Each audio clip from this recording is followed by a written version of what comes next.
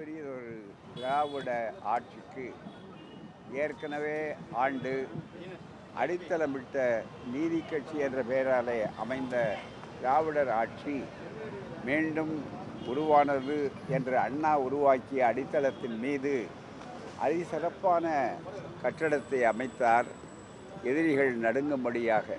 அப்படிப்பட்ட பெருமைக்குரியவர் இன்றைய விழா நாயகராக இருக்கக்கூடிய 102வது ஆண்டை காணக்கூடிய முத்தமிழறிஞர் கலைஞர் அவர்கள்.